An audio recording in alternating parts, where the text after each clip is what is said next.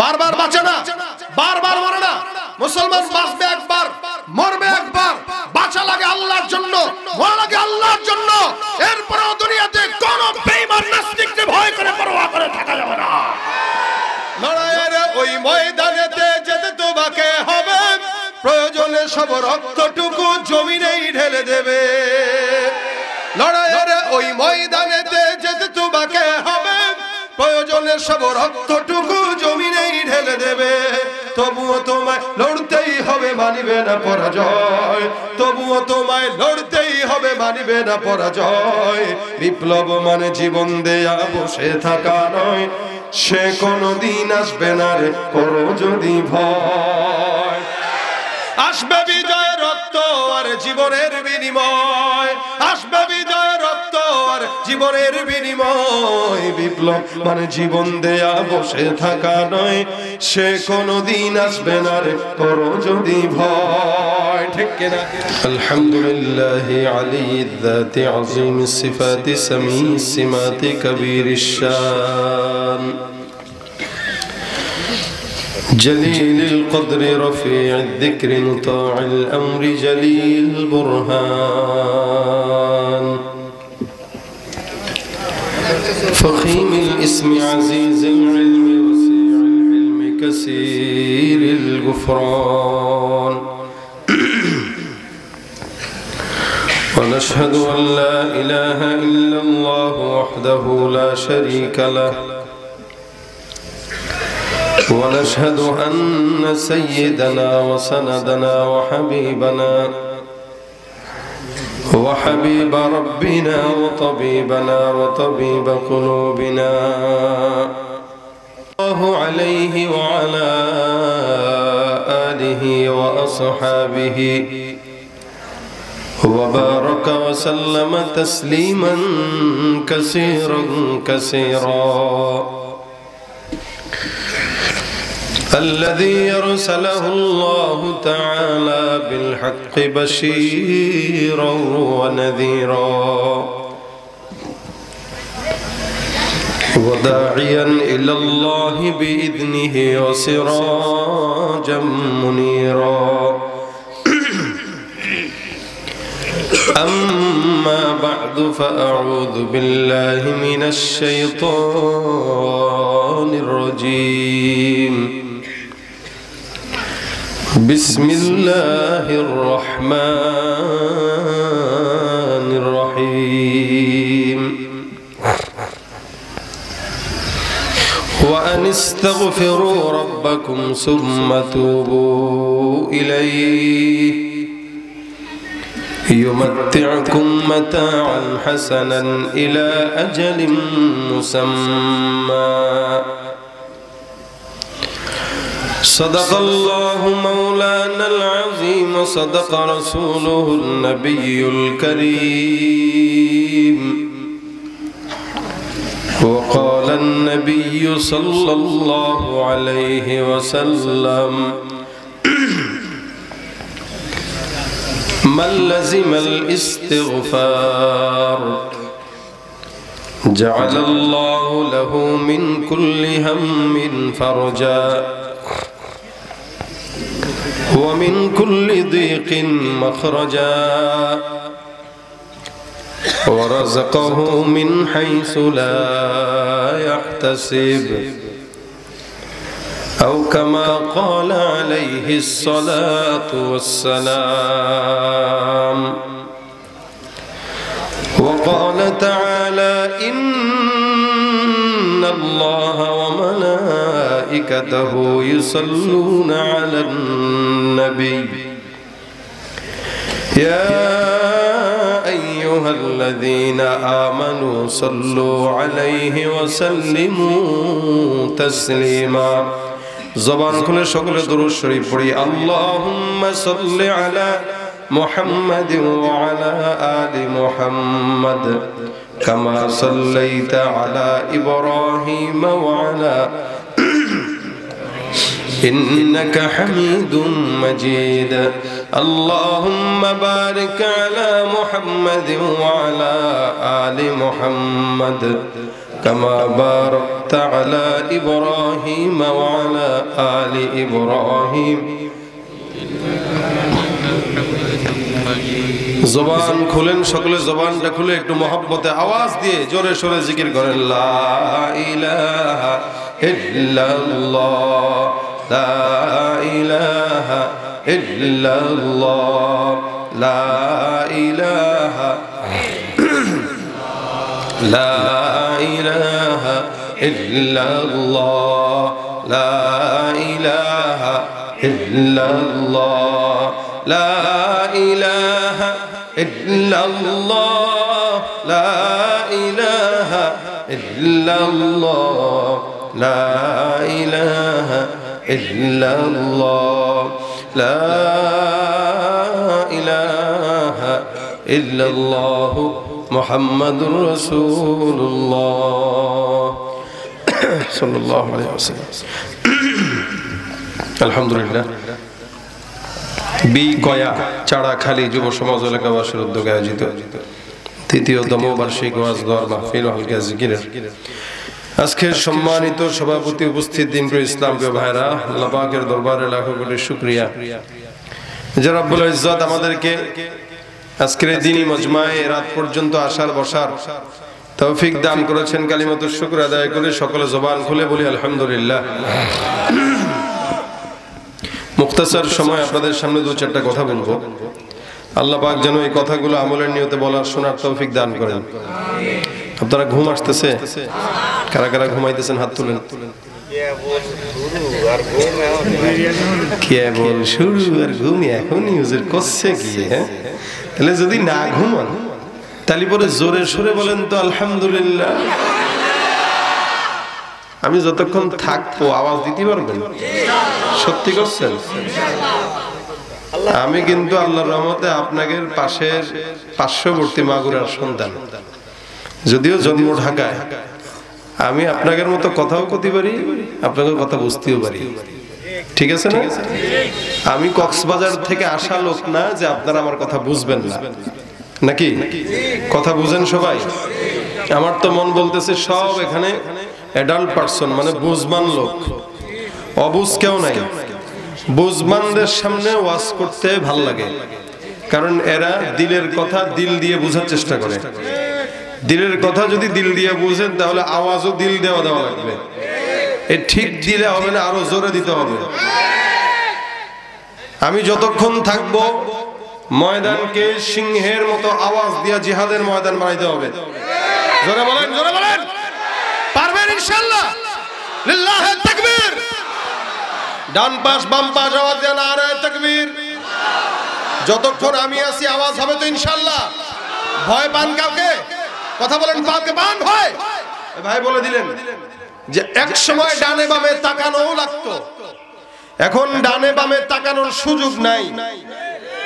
ডানে বামে তাকানোর, তবে হ্যাঁ এখনো মাঝে মাঝে আমি অনেক জায়গায় দেখি আমাদের দেশের দলের লোকেরা, নেতারা যারা বর্তমান সময় রাজনীতি করতেছে, অনেক সময় ওনাকে আজকে দেখলাম ভিন্ন কথা বলতে। এর বাইরে অনেককেই দেখি আলোচকদেরকে বসায় মাঝখান দিয়ে এসে আধা ঘন্টা বয়ান করে যাচ্ছে। এটাও থামানো দরকার। এই গুণগুলা স্বৈরাচারীদের ছিল। নতুন করে কেউ যদি আবার স্বৈরাচারীদের ভূমিকায় নিজেদেরকে রাখে, যেই স্বৈরাচারীদেরকে 40 মিনিটের মাথায় বাংলার জনগণ বিতাড়িত করেছে, এখান থেকে যদি কেউ শিক্ষা গ্রহণ না করে তাদেরকেও 20 মিনিট সময় লাগবে, বেশি দিন লাগবে না। এজন্য সবার শিক্ষা নেওয়া উচিত। আমরা ভয় পাবো কাকে? শুধু যা করব কার জন্য? এ মুসলমান, বাঁচতে হয় একবার, বাঁচবে মুসলমান, বারবার বাঁচে না, বারবার মরে না। মুসলমান বাঁচবে একবার, মরবে একবার। বাঁচা লাগে আল্লাহর জন্য, মরা লাগে আল্লাহর জন্য। এরপরেও দুনিয়াতে কোন বেঈমান নাস্তিককে ভয় করে পরোয়া করে থাকা যাবে না। রাজি আছেন ইনশাআল্লাহ? আল্লাহু আকবার, আল্লাহু আকবার। ইসলাম, ইসলাম জিন্দাবাদ, জিন্দাবাদ, জিন্দাবাদ। আল কোরআনের আলো, আল হাদিসের আলো, তোমার নেতা আমার নেতা বিশ্বনবী মুস্তাফা। ধন্যবাদ সবাইকে। আলহামদুলিল্লাহ, এই স্লোগানটা বড় দামি স্লোগান। আমাদের নেতাকে জোরে জোরে বলেন, আওয়াজ না দিলে মনে করবো ঘুমাইতেছেন। আওয়াজ দিবেন এমন ভাবে বাহির থেকে সবগুলো লুঙ্গি খুইলা যেন দৌড় মারে। ঠিক আছে, কথা বুঝে না তো জি আসতে কেন, জোরে বলেন। অনেক মাসে মানুষ আসে চটপটি আর ফুচকা খাইতে, কিন্তু জনগণের আওয়াজের কারণে মনে করে না জানি কি জিহাদ হয়ে যাচ্ছে, ঠিক না? তখন আপনারা চুপচাপ খালি এমনি শুনছেন। ভাই মাহফিলে আসলে এভাবে শুনতে হয় না, আওয়াজ দিতে হয়, এটা মুজাকারা বলে। ড্রাইভার বাস চালায়, যাত্রী ঘুমায়, হেল্পারও যদি ঘুমায় সকালে উঠে দেখে খাদের মধ্যে পড়ে রয়েছে। আমরা হইলাম আপনাদের ড্রাইভার, আপনারা হচ্ছেন আমাদের জনগণ। আপনারা যদি ঘুমান তা আমরাও বয়ান খাদে নামা দিব।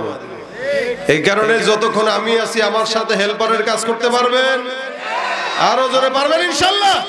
লড়াইয়ের ওই ময়দানেতে যেতে তোমাকে হবে, প্রয়োজনে সব রক্তটুকু জমিনেই ঢেলে দেবে। লড়াইয়ের ওই ময়দানেতে যেতে তোমাকে হবে, প্রয়োজনে সব রক্তটুকু জমিনেই ঢেলে দেবে। তবুও তোমায় লড়তেই হবে, মানিবে না পরাজয়। তবুও তোমায় লড়তেই হবে, মানিবে না পরাজয়। বিপ্লব মানে জীবন দেয়া বসে থাকা নয়, সে কোনদিন আসবে না রে করো যদি ভয়। আসবে বিজয় রক্ত আর জীবনের বিনিময়, আসবে বিজয় রক্ত আর জীবনের বিনিময়। বিপ্লব মানে জীবন দেয়া বসে থাকা নয়, সে কোনদিন আসবে না রে করো যদি ভয়। ঠিক কিনা? ভয় পাবো কাকে? আল্লাহর ভয় ঢুকায় দেখ, আল্লাহর ভয় আমাদের দিলে ঢুকায় দেখ। জোরে কয় না রে, কথা বুঝেন না ইনশাআল্লাহ। আলহামদুলিল্লাহ। ভাই মুখতাসার সময় কথা, আমরা এমনি আলোচনা কম করি, আমরা বিশ্বাস করি আলোচনা হবে কম, আমল হবে। অনেক সাহাবা একরামরা রাসূলের বয়ান শুনতেন, রাসূল সাল্লাল্লাহু আলাইহি ওয়াসাল্লাম যে ঘন্টার পর ঘন্টা ওয়াজ করতেন এরকম নজির নাই। নবী করিম সাল্লাল্লাহু আলাইহি ওয়াসাল্লাম বয়ান করতেন অল্প, সাহাবারা ঘন্টার পর ঘন্টা রাসূলের বয়ান শোনার জন্য অপেক্ষায় থাকতেন। মসজিদে নববীর ভিতরে এসে অপেক্ষা করতেন। রাসূল সাল্লাল্লাহু আলাইহি ওয়াসাল্লাম পর্দাটা সরায় দেখতেন যে জনগণ আসছে কিনা। আসছে তো রাসূল বের হইতেন, বের হয়ে বলতেন ইত্তাকিল মাহারিমা তাকুনা আবাদান নাস। কখনো বলতেন আখলিস দীনাকা ইয়াকফিকাল আমালুল কলিল, কখনো বলতেন মিফতাহুল জান্নাতিস সালাহ, কখনো বলতেন খায়রুকুম মান তাআল্লামাল কুরআন ওয়া আল্লামা। বললাম আর কি, এক এক সময় এক একটা বয়ান, কখনো 5 সেকেন্ডের, কখনো 1 মিনিটের, কখনো 5 মিনিটের, এক একটা ছোট্ট ছোট্ট বয়ান সাহাবা একরামদের জিন্দেগিকে স্বর্ণের জিন্দেগি বানায় দিয়েছে। আর আমাদের বয়ান হয় দীর্ঘ, রাত হয় 12টা 1টা। আরে প্রধান বক্তা থেকে ওয়াজ করতে হবে 3 ঘন্টা, ওয়াজ না করলে হয়? কি বলেন? ঢাকাতে আইছে ওয়াজ করতে হবে 2 ঘন্টা 3 ঘন্টা, ফজরের নামাজ সব কাজা, বক্তারও কাজা, শ্রোতারও কাজা। কি বলেন? মাহফিল কি করি, ওয়াজ করি, শুনি নামাজ ধরার জন্য না ছাড়ার জন্য? আর আপনি যদি চিন্তা করেন আরে রাত 12টা পর্যন্ত ওয়াজ শোনার পরে যদি ফজর পড়তে হতো, ওয়াজ শুনবো কি? কি বলেন? কথা বুঝেন এরা? আসলে নামাজ ধরার জন্য ওয়াজ না ছাড়ার জন্য? যদি ওয়াজ, যেই ওয়াজের মাধ্যমে নামাজ ছাড়া লাগে ওইটা ওয়াজ না, ওইটা আওয়াজ। আমরা আওয়াজ চাই না, ওয়াজ চাই। ইন্নাল্লাহা নি'ম্মা ইয়াইযুকুম বি। আল্লাহ বান্দাকে ওয়াজ করেছেন, আল্লাহ নিজে ওয়াজ করেন, নবীদের মাধ্যমে নবীরা সাহাবীদেরকে করেছেন, সাহাবীরা তাবেঈদেরকে করেছেন। এমন করে করে আজকে আমি আপনাদেরকে ওয়াজ শোনাইতেছি, এটা সিলসিলা নবী পর্যন্ত চলে গেছে। এই ওয়াজ দিয়ে মানুষ বেনামাজি থেকে নামাজি হয়, বদকার থেকে নেককার হয়, চোর থেকে ঈমানদার হয়। কিন্তু যেই ওয়াজের মাধ্যমে নামাজি হয় বেনামাজি, ওটা ওয়াজ না, ওটা আওয়াজ। এজন্য ওয়াজ শুনবো, আমল করব। বলেন ইনশাআল্লাহ। এখানে যারা আছেন আমি আপনাদেরকে জিজ্ঞাসা করি, জবাব দেন তো, বলেন তো একজন মানুষ বুকটা উঁচু করে বলতে পারলে দাঁড়াবেন যে আমি আমার এই জিন্দেগিতে কোনোদিন গুনাহ করি নাই? আছেন কেউ? আমাদের আজকের এই মাহফিলের পীর সাহেব নেসার আহমদ সাহেব, উনিও এসে কি বলতে পারবেন এটা? কথা বুঝেন নাই? আপনারা কেউ পারবেন এটা? যত বড় পীর আসুক পারবে এটা? কারো সাহসও নাই। কিন্তু আফসোস লাগলো, সেদিন একটা ভিডিওতে দেখলাম আব্দুল লতিফ সিদ্দিকী নামে একজন আল্লাহওয়ালা আছেন, আমাদের দেশে উনি এই আল্লাহওয়ালা বলতেছেন, এই আল্লাহওয়ালা এভাবে বলতেছেন, আমি আব্দুল লতিফ সিদ্দিকী জীবনে গুনাহ করি নাই। নাউজুবিল্লাহ কয় না, এই কথা বলাই তো তার গুনাহের আলামত। সে বলতে আমি আব্দুল লতিফ সিদ্দিকী গুনাহ করি নাই, আমি আল্লাহর শুকরিয়া আদায় করি যে আল্লাহ আমাকে নিয়ামত দিয়েছে, কিন্তু আল্লাহর কাছে আমি ক্ষমা প্রার্থী না, কারণ আমি গুনাহই করি নাই, ক্ষমা কেন চাই? আস্তে কর নাউজুবিল্লাহ, আস্তে। আগে হুজুররা মুনাজাত করে আল্লাহর কাছে ক্ষমা চায়, আমি ক্ষমাও চাই না, আমিনও কই না। দেখছেন কত বড় বুজুর্গ। এই বুজুর্গকে আমার মনে হয় না ১৫০০ বছর কেউ আসছে। চিন্তা করেন অবস্থা। এই লোকটাই একবার হজের বিরোধিতা করেছিল, আপনাদের মনে আছে কিনা জানি না। কাবার বিরোধিতা করেছিল এই লোক। সেই লোক বলতেছে সে গুনাহ করে না। একটা মানুষের নাফরমান হওয়ার জন্য এতটুকু কথা যথেষ্ট, আর কিছু দরকার নাই। অথচ হযরত ওমর বলতেছেন যে আমার নামটা কি মুমিনের খাতায় না মুনাফিকের খাতায়, আমি টেনশনে, এই শেষ, এই টেনশনে শেষ। ওমর বলতেছেন, ওমরের মতো আমিরুল মুমিনিন বলতেছেন আমার নাম কি মুমিনের খাতায় নাকি মুনাফিকের খাতায়, এই টেনশনে আমি শেষ। আর এই লোক বলে আমি গুনাহই করি নাই। ভাই দেখেন, আল্লাহ পাক বান্দা বানিয়েছেন নবীরা ছাড়া, সাহাবীরা ছাড়া, তাবেঈরা ছাড়া সব বান্দা গুনাহগার। নবীদেরকে আল্লাহ পাক নিষ্পাপ বানিয়েছেন, সুবহানাল্লাহ ওয়া বিহামদিহি। সাহাবীরাও নিষ্পাপ, আল্লাহ পাক তাদেরকে maaf করে দিয়েছেন। সুতরাং তাদের কোনো গুনাহ, রাদিয়াল্লাহু আনহুম ওয়া রাদু আন, সাহাবীরাও আল্লাহর প্রতি সন্তুষ্ট, আমার আল্লাহ তাদের উপরে সন্তুষ্ট। সুবহানাল্লাহ। কইতে কষ্ট হয়, সুবহানাল্লাহ জোরে বল। যেই ব্যক্তিরা আমার আল্লাহ পাকের উপরে সন্তুষ্ট, আমার আল্লাহ যাদের উপরে সন্তুষ্ট তারা জান্নাতের কাফেলা। সাহাবীদের পরে তাবেঈ, রাসূল সাল্লাল্লাহু আলাইহি ওয়াসাল্লাম বলেন এই তাবেঈদেরকেও আমার আল্লাহ পাক রব্বুল আলামিন নিজ গুণে ক্ষমা করে দিয়েছেন। এরপরে যতগুলো ইমানদার আছে, যত বান্দা আছে, সব বান্দাদের গুনাহ, জামানার মধ্যে যত মানুষ আছে এই পর্যন্ত প্রত্যেকটা বান্দা গুনাহগার, কেউ বলতে পারবে না আমার গুনাহ নাই। কম আর বেশ সমাজের পরিস্থিতি আর লোকের উপরে ভিত্তি করে বান্দা গুনাহ হয়।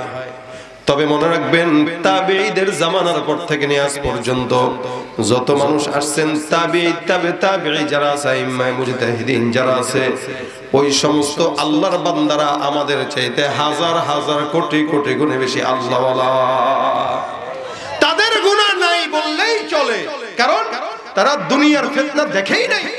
আমরা যেটা দেখতেছি, 2024 সালের ফিতনা বেশি নাকি 2000 সালের ফিতনা বেশি? হ্যাঁ, 24 এর ফিতনা বেশি। 2024 এর ফিতনা বেশি নাকি 90 সালের ফিতনা বেশি? বলো অবশ্যই 24 এর ফিতনা বেশি।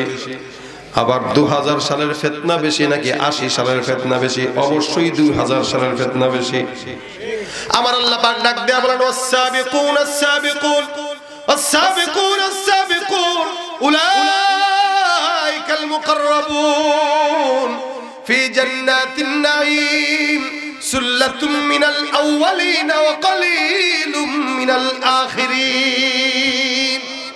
আমার আল্লাহ পাক রব্বুল আলামিন বলেন, জামানা যত অতীতে মানুষ তত আল্লাহর নিকটে, সুবহানাল্লাহ। জামানা যত রাসূলের নিকটে মানুষ তত জান্নাতের নিকটে। জামানা যত রাসূলের নিকটে মানুষ তত আল্লাহর নিকটে। জামানা যত রাসূল থেকে দূরে মানুষ তত জান্নাত জাহান্নামের নিকটে। জামানা যত রাসূল থেকে দূরে মানুষ তত ফিতনার নিকটে। এ মুসলমান খুব বুঝবেন কথাটা। রাসূল সাল্লাল্লাহু আলাইহি ওয়াসাল্লাম বিদায় হয়ে গেছে ১৫০০ বছর প্রায়। এই ১৫০০ বছর এই বর্তমান জামানায় আজকে যেই সন্তানটা জন্মগ্রহণ করলো, বলেন তো ৩০ বছর আগে যেই সন্তানটা জন্মগ্রহণ করলো, ওই ৩০ বছর আগের সন্তানটা রাসূল থেকে একটু নিকটে। ৩০ বছর পরে যেই সন্তান জন্মগ্রহণ করেছে সে রাসূল থেকে ৩০ বছর পিছনে, ঠিক কিনা? ৩০ বছর আগের সন্তান আর ৩০ বছরের পরের সন্তান পার্থক্য আছে, এক না। আজকের সন্তানটা আগামীকালের সন্তানের চেয়ে একদিন হলেও পয়গম্বরের নিকটে, আবার কালকের সন্তানটা তার পরের দিনের সন্তান থেকে একদিন হলেও নবীর নিকটে। আমার আল্লাহ ডাক দেয়া বলেন, যেই বান্দা যত পয়গম্বরের নিকটে, ওই বান্দা আল্লাহর তত নিকটে। এ ভাইরা আমার, এই কারণে অতীতে যায় দিন ভালো আসে দিন খারাপ, গ্রামের একটা প্রবাদ আছে না, যায় দিন ভালো আসে দিন খারাপ। যদিও আমাদের দেশে কিছু ইমানদার মুসলমান আছে যারা আকাবিরদেরকে গালি দেয়, আল্লাহওয়ালা বুজুর্গানে দিনদেরকে গালি দেয়। এরা বলে ইসলাম নাকি বুজুর্গানে দিনরা বুঝে নাই। মনে রাখবেন, আমাদের আগে যারা দুনিয়ার জমিন থেকে বিদায় হয়েছে তারা আপনার কথা অনুযায়ী ইসলাম যদিও কম বুঝছে কিন্তু জান্নাত ঠিকই বুঝে গেছে। আর আমরা পড়ালেখা অনেক জানি, যারা যত পড়ালেখা বাড়তেছে তত জাহান্নামের দিকে মানুষ যাইতেছে আর অমানুষ হইতেছে।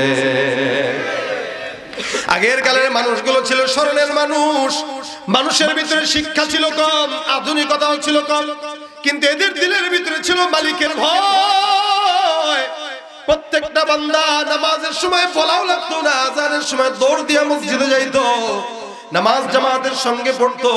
এই মুসলমান যদি আগের কালের মহিলাদের দিকে আপনি নজর দেন, দেখবেন আপনার মা খালারা পরপুরুষ যখন রাস্তায় দেখতো, পরপুরুষ দেখার সঙ্গে সঙ্গে দৌড় দিয়া পুকুর পাড়ে চলে যেত। পরপুরুষ নজরে পড়লে কি বলে বিল্ডিং এর চিপার মধ্যে যায় লুকাইতো, গাছের আড়ালে যায় লুকাইতো, এমনকি ঘন্টাটা একদম বুক পর্যন্ত নামায় দিত। আর বর্তমান সময়ের মা বোনেরা রাস্তায় যখন হাঁটে, কিছু কিছু তো আছে ওড়না বুকে থাকলে সেটারে আবার সরায়া তারপরে শরীর দেখা দেয়। এটা হলো আধুনিকতার ছোঁয়া। জামানা যত আধুনিকতায় যাবে মানুষ তত জাহান্নামের দিকে আগাবে। এ মুসলমান নবীর উম্মত, আপনার আমার কথা চিন্তা করেন, আজ থেকে 30 বছর 20 বছর 40 বছর আগের দুনিয়ার হালত ছিল এরকম। আমাদের মা খালারা সকালবেলা তেলাওয়াত না করে কোনোদিন ঘরের কোনো কাজ ধরতো না। সকালবেলা সূরা ইয়াসিন তেলাওয়াত করত, বিকালবেলা সূরা ওয়াকিয়া তেলাওয়াত করত, আবার রাত্রিবেলা ঘুমানোর আগে সূরা মুলক তেলাওয়াত করে ঘুমাইতো। প্রত্যেকদিন কম বেশি 3 বার তেলাওয়াত তারা করত।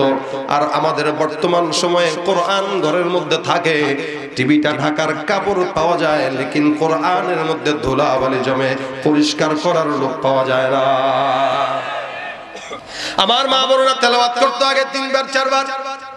এমনকি আমি আমার ছোটবেলার থেকে আমি আমার মা বাবাকে দেখতাম, আমার বুঝ হওয়ার পর থেকে আমার যতটুকু মনে পড়ে, আমার ঘুম যখন ভাঙতো ছোটবেলায়, আমি আমার বাবার কোরআন তেলাওয়াতের আওয়াজ আমার ঘুম, জিকিরের আওয়াজ আমার ঘুম ভাঙতো। ঘুম থেকে উঠে মায়ের কোলের মধ্যে যায় মাথাটা দিয়া শুইতাম, মা সুন্দর করে মাথায় হাত বুলাইতো আর বলতো সুবহানাল্লাহ আলহামদুলিল্লাহ লা ইলাহা ইল্লাল্লাহ। ঠিক না? আমরা আমাদের মায়ের কোলের মধ্যে মাথা দিলে সুবহানাল্লাহর জিকির পাইতাম। আমরা আমাদের বাবার কাছে ঘুমাইলে তেলাওয়াতের আওয়াজে ঘুম ভাঙতো। আমরা আমাদের ছোটবেলায় ঘুম ভাঙতো আমাদের মা বাবার কোরআন তেলাওয়াতের জিকিরের আওয়াজে।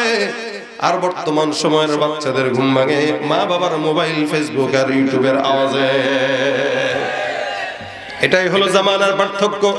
এই কারণে জামানা যত সামনের দিকে যায় মানুষ তত জাহান্নামী, জামানা যত পিছনে মানুষ তত জান্নাতি। আল্লাহ পাক রব্বুল আলামিন বলে, বান্দার টেনশনের কারণ নাই। জামানা ফিতনার দিকে যাবে, ফিতনার দিকে আগাবে, কিন্তু টেনশন নিবা না, গুনাহ তো বান্দা করবেই। বান্দার গুনাহ নাই এটা বলা যায় না, তবে বান্দা গুনাহ করে। বান্দা যদি গুনাহ না করত নতুন কোন জাতিকে আল্লাহ পাক রব্বুল আলামিন বানাইতেন। বান্দা গুনাহ করবে আবার নেকের কাজ করবে, একদিকে গুনাহ করবে আর একদিকে বলবে আস্তাগফিরুল্লাহ। সকালবেলা গুনাহ হবে, বিকেলবেলা বলবে আল্লাহ মাফ করে দাও। বিকেলবেলা গুনাহ করবে, সকালবেলা বলবে আল্লাহ মাফ করে দাও। এটাই হলো বান্দার শান। যত বেশি গুনাহই হোক না কেন, আমার আল্লাহ বলে, বান্দা এই গুনার বোঝা মাথায় নিয়ে একবারের জন্য কেউ যদি ইস্তেগফার করো, আমি আল্লাহ সব গুনাহের ভুল আমি আল্লাহ ভুলে মাফ করে দিব। বান্দার গুনাহ হওয়াটা দোষের না, গুনাহের উপরে অটল থাকাটা দোষের। গুনাহ আমিও করি, আপনারাও করেন, গুনাহ প্রত্যেকটা বান্দার হয়। আর শয়তান যে ব্যক্তি নেক কাজ করে তার কাছেই যায়। দেখবেন মাদ্রাসার ছোট ছোট বাচ্চারা বেশি দুষ্টামি করে, শয়তান তার কাছে বেশি যায়। কেন? ওর ভিতরে মাল আছে। যেই ঘরে সম্পদ থাকে ওই ঘরেই চোর যায়। কি বলেন? বুঝেন না এই কথা? ঘরের ভিতরে সম্পদ আছে, ঘরের ভিতরে স্বর্ণ আছে 20 ভরি, টাকা আছে 5 কোটি, বাজারের টাকার থেকে জমায় জমায় টাকা বানাইছেন আর কি 5 কোটি। আমাদের দেশে বাজারের টাকা দিয়ে জমায় 5 কোটি টাকা, 3 কোটি টাকা ধরা খায়। দেখেন না আপনারা সংবাদে, গ্রামের মানুষ তো ভালোই। তাহলে এই যে ভিতরে সম্পদ আছে বলে পুলিশও যায়, চোরও যায়, ঠিক না? ঘরে সম্পদ নাই, চোর যাবে কি করতে? ঠিক তেমনি ভাবে যেই বান্দার কলবের মধ্যে ঈমানের নূর আছে, যেই বান্দার কলবের মধ্যে ঈমান আছে, সম্পদ আছে, যেই বান্দার কলবের মধ্যে কোরআন আছে, শয়তানের মতো চোর ওই বান্দার কলবের মধ্যেই ঢোকার চেষ্টা করে। আর আপনার ভিতরে মাল নাই, শয়তান কেন আপনার কাছে যাবে? আপনি নামাজ পড়েন যার কারণে শয়তান আপনার কাছে যায়, আপনি রোজা রাখেন যার কারণে শয়তান আপনার কাছে যায়, আপনি দান করেন কারণ শয়তান আপনার কাছে যায়। আর যেগুলো নামাজও পড়ে না, রোজাও রাখে না, পর্দাও করে না, খাজার দরবারে বসে থাকে, শয়তান তো ওরে দেখা কয়, দোস্ত তুই থাকতে আমার টেনশন নেই। কথা কয় না? আমি কি শয়তান? আল্লাহ তো আমার চেয়ে বড়টা, আমার জায়গায় দাঁড়িয়ে দিলে সে আরো দায়িত্ব ভালো পালন করতে পারত। এই জন্য মুমিন নবীর ইমানদার আল্লাহ পাক রব্বুল আলামিন কোরআনে বান্দাকে স্পষ্ট জানায় দেয়, বান্দা গুনাহগার হবা, টেনশনের কোনো কারণ নাই, ইমানদার হয়ে গেছো। ইমানদার হওয়ার পর বান্দার দিলের মধ্যে যদি খারাপ লাগে, আরে আমি খারাপ কাজ করছি, আমার আল্লাহ পাক রব্বুল আলামিন বলেন তোমার জন্য আমি আল্লাহ পাকের তরফ থেকে একটা বাণী আছে। আমি আল্লাহ পাক ঘোষণা করলাম, কুল ইয়া ইবাদিয়াল্লাযীনা আসরাফু আলা আনফুসিহিম লা তাকনাতু মির রাহমাতিল্লাহ। এ বান্দা তোমরা যারা নিজেদের অন্যায় করছো অন্তরের উপরে, নফসের উপরে, আমি আল্লাহ পাক রব্বুল আলামিন ঘোষণা করলাম তোমরা তোমাদের নফসের উপরে জুলুম করে থাকলে টেনশনের কারণ নিও না, পেরেশানি হয় না। আমি আল্লাহর রহমত থেকে নিরাশ হয় না, একবারের জায়গায় 100 বার চাও, আমি আল্লাহ পুনরায় মাফ করে দিব। মাফের ঘোষণা আমার আল্লাহ পাকের তরফ থেকে আছে না নাই? কথা বলেন, আছে না নাই? সুতরাং টেনশনের কারণ নাই, গুনাহ একদিকে হবে, আরেকদিকে তাওবা। আমার আল্লাহ পাক রব্বুল আলামিন বান্দাকে ক্ষমা করেন, ওয়াদা করছেন। নবী করিম সাল্লাল্লাহু আলাইহি ওয়াসাল্লাম হাদিসে গল্প বলতেছেন, গল্প আমার পয়গম্বর ডাক দিয়া কয়, হে আমার উম্মত, হে সাহাবা আজমাইনের দল, পূর্ববর্তী জামানার ঘটনা তোমাদেরকে আমি শুনাই। একজন বনি ইসরাইলের জামানার লোক এমন গুনাহগার ছিলেন, ওর মতো গুনাহগার ওই সময় কেউ ছিল না। বান্দা কি গুনাহ করছে? নবী করিম সাল্লাল্লাহু আলাইহি ওয়াসাল্লাম বলেন, ওই বান্দাটা এক টানে একাধারে প্রায় 99টা খুন করেছে, হত্যা। 99টা মানুষকে হত্যা করা মানুষ সাধারণ সন্ত্রাসী না, অনেক টপ লেভেলের সন্ত্রাসী, টপ লেভেল। 99টা খুন করলো। রাসূল সাহাবীদেরকে গল্প শোনায়, 99টা খুন করছে যে ব্যক্তি, টপ লেভেলের সন্ত্রাসী। ওই জামানায় তার মতো সন্ত্রাসী আর কেউ নাই। 99টা খুন করার পরে মাথার মধ্যে আসছে, এতগুলা খুন করলাম, মাফ তো চাওয়া দরকার। হায়াত তো দিন যত যায় কবরের দিকে মানুষ আগায়। হে মুসলমান, মুরব্বী মানুষটা বেঁচে থাকে, যুবকটা একটার পর একটা মরে যায়, ঠিক কিনা? আপনি মনে করছেন আমি জওয়ান হইছি, আমি মনে হয় বেঁচে যাব, আমি বাঁচবো, হায়াত মনে হয় আমার অনেক দিন আছে। আমার পাশের যে মুরব্বীটা মনে হয় দুনিয়াতে বেশি দিন বাঁচবে না, আমি মনে হয় তার চাইতে বেশি বাঁচবো। কিন্তু আপনার দাদাও বিছানায় কাতরায়, বাবাও বিছানায় কাতরায়, আপনি মরে গেছেন হুট করে। হে মুসলমান, জমিনের মধ্যে যাওয়ার কোন সিরিয়াল নাই, আসার সিরিয়াল আছে। ইহা হাম সব মুসাফির হো, ইহা হাম সব মুসাফির হো, কবর আখির ঠিকানা, वही आगे रवाना है कोई पीछे रवाना, कोई आगे रवाना है कोई पीछे रवाना। একদিন না একদিন প্রত্যেকটা ইমানদারের যাওয়া লাগবে কি লাগবে না? কিন্তু কোনদিন তো এমন হয় না আগামীকাল মরণ হবে, আজকে থেকে তাওবাটা করে তারপরে মরণ হয়। এই চিন্তা কোনো ইমানদারের নাই। সবাই মনে করে আরো মনে হয় অনেক দিন বাঁচবো। হায়াতের কোনো শেষ নাই, হায়াতের কোনো সীমারেখা নাই, হায়াতের কোনো গ্যারান্টি নাই। এই জন্য প্রত্যেকটা মুহূর্ত এভাবেই মনে রাখবেন, না মনে হয় আগামীকাল আমার মরণ আসবে। আগামীকাল মরণ যদি আসে আপনি কিভাবে দুনিয়াতে চলবেন ওই টেনশন নিয়ে কিন্তু আপনার চলা উচিত। এই টেনশন কোন ইমানদার যদি তার অন্তরের মধ্যে রাখে চলে, ইনশাআল্লাহ ওই বান্দা কোনোদিন গুনাহ করতে পারবে না। নবী ডাক দিয়া বলতেছেন 199টা খুন করছে বান্দা। এবার তার দিমাগের মধ্যে আসলো, আল্লাহ এতগুলা হত্যা করলাম, মালিক তুমি আমাকে মাফ করে দিও। একজন আবেদের কাছে যায়, আবেদ মানে ইবাদতকারী, আলেম না ইবাদতকারী। আলেম এক জিনিস, আবেদ আরেক জিনিস। আবেদ শুধুমাত্র ইবাদত করে। এমন একজন ইবাদতকারীর কাছে যায় ডাক দিয়া বলতেছেন, হুজুর অনেক অন্যায় করছি, ভুল করছি, খুন করছি 99টা। আল্লাহর কাছে একটু কোন তো, আপনার কাছে জিগাই আল্লাহ কি আমারে মাফ করবে কিনা। আবেদের মেজাজ গরম হয়ে গেছে। কয়টা খুন করছেন? 99টা। কয় কি 99টা খুন করছেন আপনি? বলে হ্যাঁ। লা হাওলা ওয়ালা কুওয়াতা ইল্লা বিল্লাহ। আপনি মনে করছেন আল্লাহ আপনার এত সহজে মাফ করবে মিয়া? হ্যাঁ, আরে মিয়া ভাগেন, ধমক টমক দিয়া রে পাঠায় দিতেছে। আল্লাহর খায় দেয় কাম নাই। আপনার মতো 99টা খুনের দিকে মানুষকে মাফ করবে? জান জান জান, এগুলো দেখাও তো। বেচারা সন্ত্রাসী মানুষ মেজাজ গরম হয়ে গেছে। কয় কি রে, আমি 99টা খুন করছি, একটু ভয়ে তো কথা বলবে আমার সাথে। ছিল ছুরি। চিন্তা করলো 99টা করছি, তোর মতো শয়তান রাখার দরকার নাই, যার কাছে মাফ নাই। ছুরিটা পেটের মধ্যে ঢুকাই দিয়ে কয় যায় আগে ছিল 99, এখন হয়েছে সেঞ্চুরি, এটারও মেরে দিস।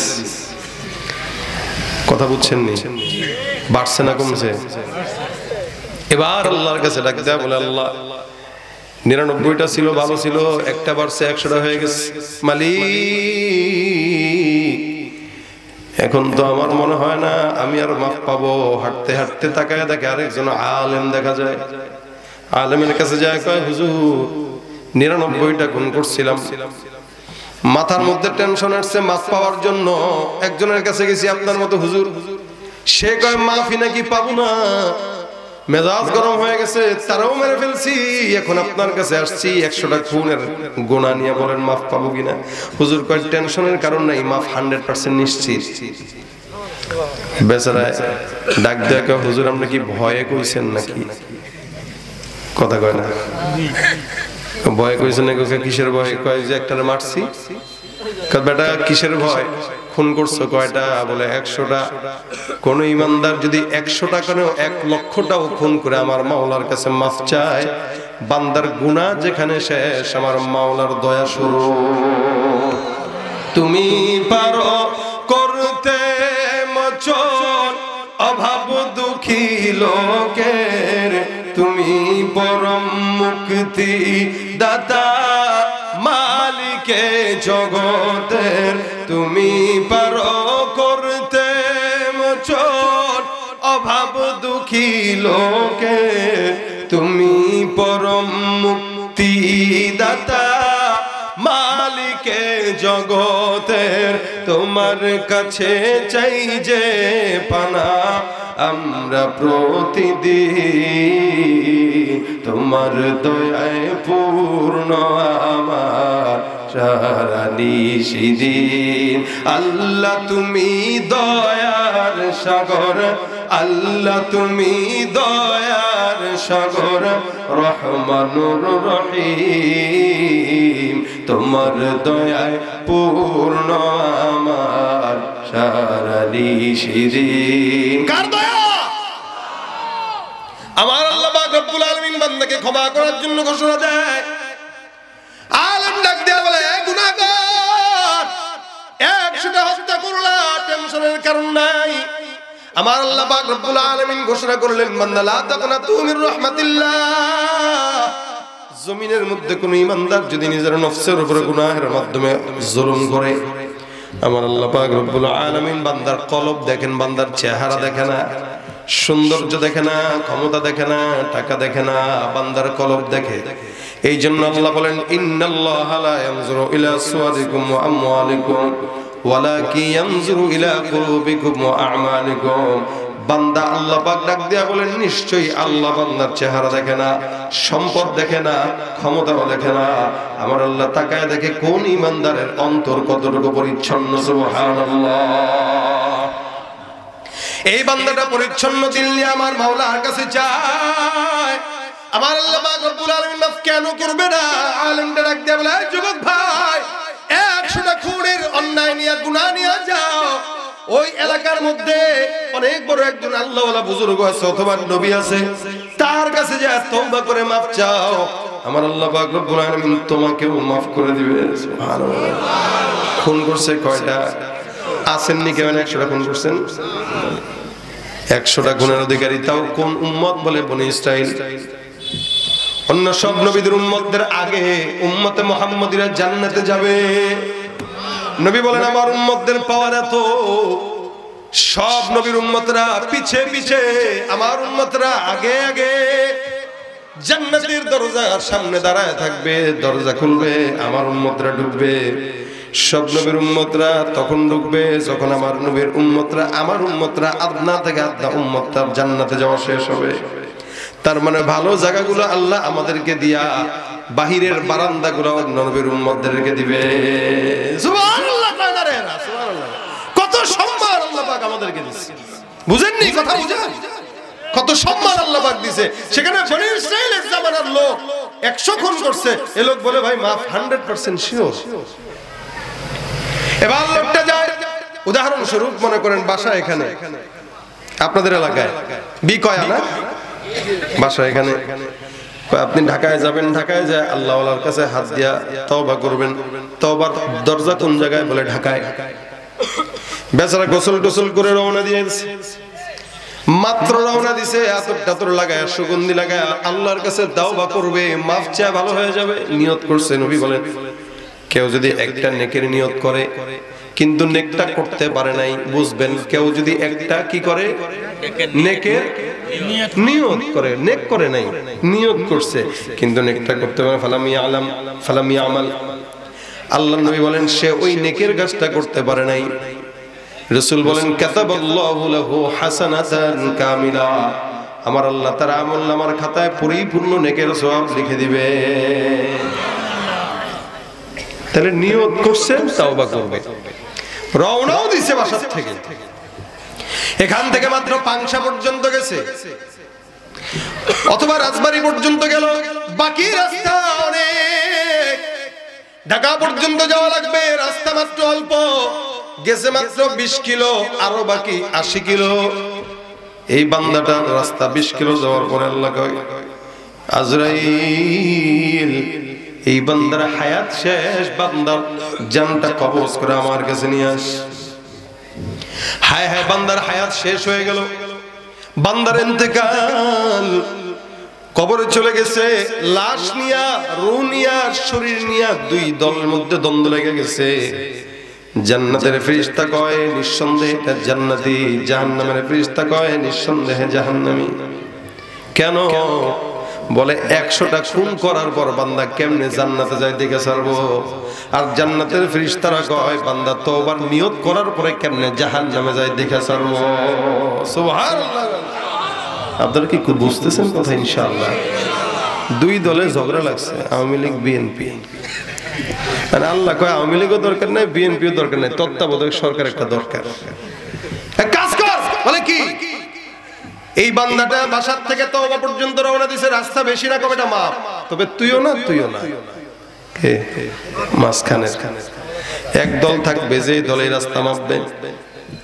বান্দার রাস্তা যদি তওবা পর্যন্ত বেশি হয় বান্দা জান্নাতি, রাস্তা যদি কম হয় জাহান্নামী। আসলে এই রাস্তা ছিল কম, মাত্র গেছে 20 কিলো, বাকি আছে 80 কিলো। জাহান্নামের ফেরেশতারা খুশি, জিন্দেগিতে এটা রাস্তা বেশি হওয়ার সম্ভাবনা নাই। আর জান্নাতের রাস্তাটা টেনশন, আয় হায়রে রাস্তা মাপতে দিছে, তার মানে মনে হয় ফেল হয়ে যাবে। বলেন তো বান্দার আমল দিয়া বান্দা কি জান্নাত পায় নাকি কখনো? এক আল্লাহর বান্দা 500 বছরের ইবাদত নিয়া মরছে। রাসূল সাল্লাল্লাহু আলাইহি ওয়াসাল্লাম বলেন মরার পরে সে চিন্তা করছে 500 বছরের হায়াত নিয়া, ইবাদত নিয়া মনে হয় বান্দা জান্নাতে যেতে পারবে। আল্লাহর কাছে যায়, আল্লাহ গো আমার 500 বছরের নেক আছে। আল্লাহ কবে এই বান্দা 500 বছরের নেক নি? বলে হ্যাঁ। জান্নাত পাবি নি? বলে হ্যাঁ। পাবো না কেন? 500 বছরের নেক। আমার আল্লাহ ডাক দিয়া কাছে, এই ফেরেশতা যা বান্দাকে জাহান্নামের একদম দ্বার প্রান্ত থেকে ঘুরে নিয়ে আস, একদম দূর থেকে ঘুরাও, জাহান্নামটা একটু দেখায় দাও। দূর থেকে বান্দাকে জাহান্নাম দেখায়, বান্দার পানির পিপাসা লেগে যায়, গরমের ঠেলায় পানির পিপাসা, পানি কোথায়, পানি কোথায়, পানি কোথায় বলে চিৎকার দেয়। এবার আল্লাহ পাক একটা ফেরেশতাকে দিয়া 1 গ্লাস পানি বিক্রি করার জন্য তার সামনে পাঠায় দেয়।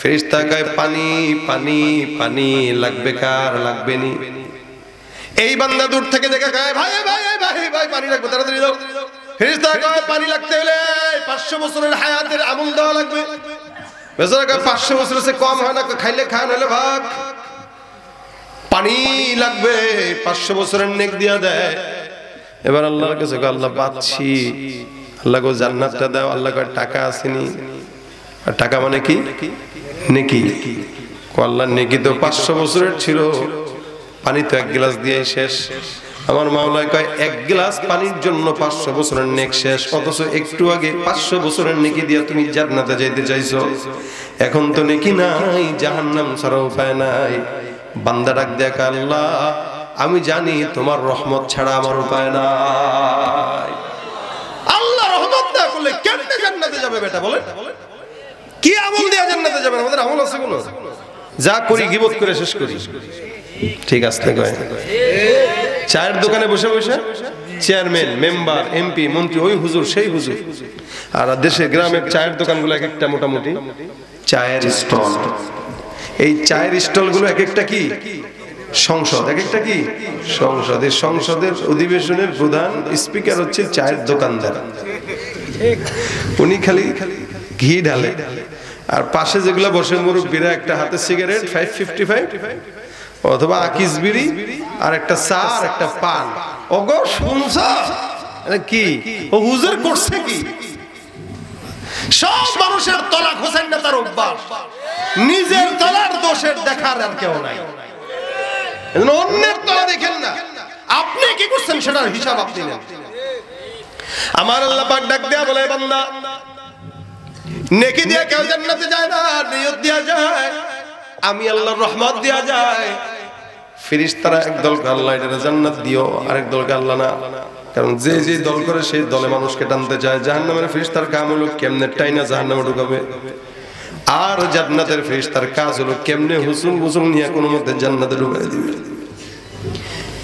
এবার আল্লাহ পাক রব্বুল আলামিন কয় এই ফেরেশতার দল একটা কাজ করো জান্নাত পর্যন্ত বান্দার বাসা থেকে তওবার রাস্তা পর্যন্ত মাপ দাও বান্দা বিকয়া থেকে ঢাকা পর্যন্ত গেল নাকি পাংশা পর্যন্ত গেল মাপো যদি পাংশা পর্যন্ত যায় বান্দা জাহান্নামী আর যদি মোটামুটি বান্দা গাবতলী পর্যন্ত যায় তাহলে জান্নাতি আসলে গেছে কতটুকু 20 কিলো আমার আল্লাহ পাক রব্বুল আলামিন লাগায় দেয় রাস্তা মাপো আল্লাহর ফেরেশতা রাস্তা মাপা শুরু করে দেয় আমার মাওলা ডাক দেয়া বলে জমিন আমি আল্লাহ পাক আদেশ দিলাম তুমি আমার আদেশে চলো আমি রব্বুল আলামিন বললাম এই বান্দার জন্য জমিন তুমি জান্নাতের রাস্তা পর্যন্ত দীর্ঘ লম্বা হয়ে যাও আমার আল্লাহ পাক রব্বুল আলামিন আদেশ দেয় এই বান্দার রাস্তা দীর্ঘ জান্নাত পর্যন্ত লম্বা হয়ে গেছে ফেরেশতারা রাস্তা মাপে আর মাপে মাপে আর মাপে মাপে আর মাপে মাপতে মাপতে মাপতে মাপতে মাপতে মাপতে যায় দেখে বান্দা তওবার রাস্তাটা জান্নাতের গেট পর্যন্ত ঢুকে গেছে বান্দেগানে খাস আল্লাহ মুল গুয়ুব দরজাহাজা নে জাওয়াসিসুল কুলুব জমি সরশবু এ পিরাহন শনিদি চেরাদর চাহে কিনআনশ নদীরি বন্ধুকে এ মুসলমান বিপদের মধ্যে বললে সেই বন্ধুই কাজে লাগে আমার আল্লাহ কয় বান্দার রাস্তা যেদিকে বেশি বান্দাকে সেদিকে জান্নাত দিয়া দাও আল্লাহর রাসূল বলেন 100 খুনের অধিকারী একজন বান্দা জান্নাত পর্যন্ত যদি যেতে পারে তুমি আমার উম্মত হয়ে কেন জান্নাতে যাবা না যার কারণে গুনাহ যখনই হয় পড়ো আস্তাগফিরুল্লাহ ইস্তিগফারের বদৌলতে আল্লাহ গুনাহগুলো maaf করে জান্নাতের ফয়সালা করে দিবে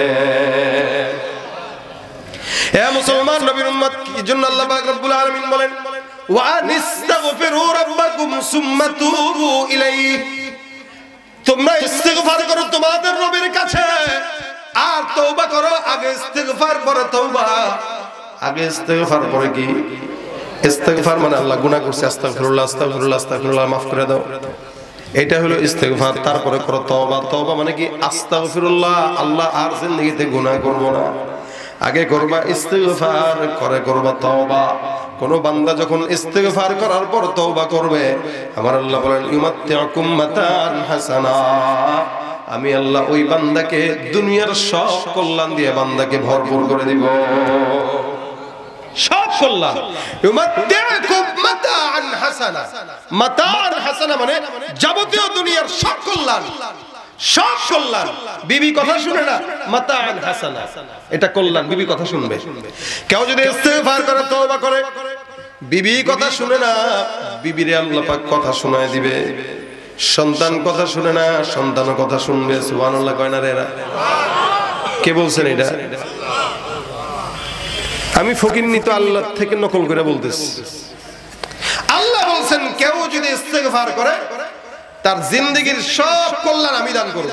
চাকরি নাই, বারবার জায়গায় জায়গায় যায় আর ফেল হয়, চাকরি পায় না।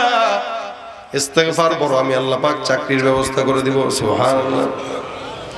এ মুসলমান, বিয়ে হয় না, সময় হয়ে গেছে, 30 বছর পার হয়ে গেছে।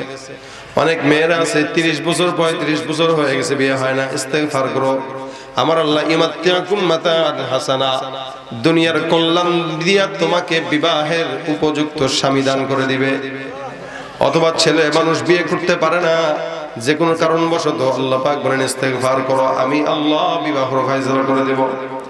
সন্তান নাই, আমি আল্লাহ পাক রব্বুল আলামিন কেউ যদি ইস্তেগফার করে আয়ুমদিদুকুম বিআমওয়ালি ওয়া বানিন, ওই বান্দার সন্তান সন্ততি সম্পদ যা আছে আমি আল্লাহ সব ইস্তেগফারের মাধ্যমে দিয়ে দিব। ইস্তেগফার এমন একটা আমল যে আমলে আল্লাহ পাক বান্দার যাবতীয় কল্যাণ দান করেন। আপনার নাতি কথা শুনে না, নাতিও কথা শুনবে। রিকশা চালাইতে গেছেন, অ্যাক্সিডেন্ট হবে না, কল্যাণ। বিমানে উঠছেন, অ্যাক্সিডেন্ট হবে না, কল্যাণ। অর্থাৎ জমিনের ভিতরে যত প্রকার কল্যাণ আছে আল্লাহ পাক সব দান করবেন। ইমাত্তিউকুম মাতান হাসানা, যাবতীয় কল্যাণ যত কিছু আছে। ক্ষেত লাগাইছেন, আলু লাগাইছেন, ফসল লাগাইছেন, পটল লাগাইছেন, বরকত হয় না, ইস্তেগফার করেন। ফসলের মধ্যে, খামারে ফসলের মধ্যে যায় বরকত নেন। ইস্তেগফার করেন, ধান লাগান, ইস্তেগফার করেন, চারা লাগান। আমার আল্লাহ পাক বলেন কেউ যদি ইস্তেগফার করে ওই ফসলের মধ্যে বরকত দিব কে? আল্লাহ। ইউমাত্তিউকুম মাতান হাসানা, বলে এই বরকত কয়দিন থাকবে? ইলা আজালিম মুসাম্মা, ইলা আজালিম মুসাম্মা, একদম মৃত্যু পর্যন্ত আল্লাহ পাক এই বরকতটা দান করবেন। নির্দিষ্ট সময়, নির্দিষ্ট সময়, মৃত্যু পর্যন্ত, মৃত্যু পর্যন্ত আল্লাহ দিবেন। শুধু তাই না, কি কি দিবেন? আমার আল্লাহ পাক রব্বুল আলামিন ডাক দিয়া কয় ফাকুল তুস্তাগফিরু রাব্বাকুম ইন্নাহু কানা গাফফারা, কেউ যদি ইস্তেগফার করো আমি আল্লাহ বান্দার গুনাহ maaf করে দিব। সুবহানাল্লাহ। 2 নাম্বার ইউরসিলিস সামা আলাইকুম মিদরারা, কেউ যদি ইস্তেগফার করো আমি আল্লাহ আসমান থেকে বৃষ্টির ফয়সালা করে দিব। বৃষ্টি হয় না, টেনশন নিয়েন না, ইস্তেগফার বানায় দেন। অথবা বৃষ্টি থামতেই চায় না, ইস্তেগফার করেন, বৃষ্টি থেমে যাবে। এই যে শীত আসতেছে না, এই যে দুনিয়ার পরিস্থিতি এরকম, এগুলোর একমাত্র কারণ আমাদের গুনাহ বেশি হয়ে গেছে। গুনাহের কারণে আল্লাহ রাগান্বিত হয়ে গেছে, যার কারণে যেটা দরকার ওটা দেয় না। মুসা নবীর কাছে এক উম্মত জিজ্ঞাসা করছে, হুজুর আল্লাহ পাক বেজার হইলে আলামত কি? আল্লাহ পাক রব্বুল আলামিনের পয়গম্বর মুসা বলছেন আলামত 2টা। 1 নাম্বার, আল্লাহ পাক যখন বেজার হয় তখন বান্দার যেটা দরকার আল্লাহ সেটা দেয় না, আর যেটা দরকার নাই ওটা আল্লাহ পাক চাপায় দেন। দেখেন এই মুহূর্তে শীত দরকার ছিল পরিপূর্ণ, ঠিক না? যদি কয়েকজন মুরব্বী রুমাল টুমাল কান টুপি নিয়ে আইসা শীতটাকে ডাকার চেষ্টা করছেন, কিন্তু শীত কিন্তু আসে নাই। কোট পরে আসছেন অনেকে, কিন্তু শীত কিন্তু আপনি আনতে পারেন নাই, বরং আপনার গরমই লাগতেছে। চেষ্টা করতেছে শীতকে আনা, আল্লাহ যদি না দেয় কেমনে আনবেন? অথচ এই সময় শীত পরিপূর্ণ থাকার কথা। বাজার সদায়ের দাম কমার কথা, কিন্তু কমে নাই, বাড়ছে। মনে করছেন স্বৈরাচার বিদায় হলে কমবে, কমে নাই, বরং আরো বাড়ছে। আবারও বাড়বে, সামনে আরো বাড়বে। যেটা দরকার ওটা আল্লাহ কমাইতেছেন না, কিন্তু যেটা দরকার নাই ওটা কমাই দিতেছেন। নেয়ামত দরকার ছিল, নেয়ামত কমাই দিয়েছেন। আম হইতেছে না এখন, অন্য সময় আমের বইল টইল আসে, আম হয়ে যায় বা অনেক ফসলাদি হয়, কিন্তু এইগুলো এখন নাই। আল্লাহ পাক নেয়ামত দিচ্ছেন না, কেন? আল্লাহ যখন বেজার হয় যেটা দরকার হয় এটা দেয় না, যেটা দরকার নাই ওটা চাপায় দেয়। এখন এই দুনিয়ার সব পরিস্থিতির উপর বিবেচনা করে বলেন তো আমাদের আল্লাহ আমাদের উপরে খুব সন্তুষ্ট? হ্যাঁ, সব সন্তুষ্ট। অনেকে বুঝে অনেকে বুঝে না, অনেকে কয় হ্যাঁ সন্তুষ্ট। কি করছেন আপনি সন্তুষ্টই বললেন? আল্লাহ প্রচন্ড পরিমাণে রাগ হয়ে আছে, প্রচন্ড পরিমাণে গোসা হয়ে আছেন বলেই আমাদের উপর থেকে নিয়ামত উঠায় নিতেছেন। ইলিশ মাছ আছে ঠিকই, আল্লাহ পাক ঘ্রাণ উঠায় নিছেন, মজা উঠায় নিছেন। আম হয় ঠিকই, স্বাদ উঠায় নিছেন। ফল খাওয়ান ঠিকই, ইনজেকশন দিয়া 2 নম্বর বানায় তারপর খাওয়াইতেছেন। আমরা 1 নম্বর চোখেও দেখি না। মুরগির ডিম ঠিকই মুরগি দিচ্ছে, কিন্তু ডিম খাওয়ার সামর্থ্য নেই, 16 টাকা পিস। আল্লাহ কঠিন করে দিয়েছে। এটা আমাদের হাতের বিমা কাসাবাত আইদিকুম। আমরা যা হাতের কামাই করতেছি তা আমাদের গুনার বোঝা বাড়তেছে, গুনার বোঝা কমতেছে না। দিন যত যায় গুনার বোঝা বাড়ে, কমানোর ফিকির আমাদের নাই। এইজন্য বয়স যার যত বেশি তার গুনাহের ফিরিস্তিও তত লম্বা, রিসিট লম্বা। ওখান থেকে ওই গুনাহ, ওখান থেকে এই গুনাহ, ওখান থেকে ওই গুনাহ। আবার কখনো কখনো এই গুনাহটা কাটা একটা আস্তাগফিরুল্লাহর মাধ্যমে। আমাদের ভাউচার থাকে না, ভাউচারে এটা খরচ এটা জমা, এটা খরচ এটা জমা। গুনাহতেও এটা গুনাহ এটা কাটা থাকে। তো বান্দার গুনাহের ফিরিস্তি থাকে বিশাল বড়, ইস্তেগফারের ফিরিস্তি থাকে এতটুকু। তা আল্লাহ পাক বেজার হবে না তো হবে কি? একদিকে গুনাহ করেন, আরেকদিকে ইস্তেগফার করেন।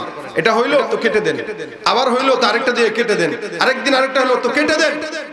না কেটে করতে থাকা এটা নিমক হারাম আর বেঈমানের আলামত। কন্টিনিউ গুনাহ করতে থাকা বেঈমানের আলামত। গুনাহ আমারও হয়, আমাদের গুনাহ যদি আপনারা জানতেন আমাদের ওয়াজ শুনতেন না। আবার স্বামীর গুনাহ যদি বিবি জানতো তার স্বামী বিবির সামনে দাঁড়াইতে পারতো না।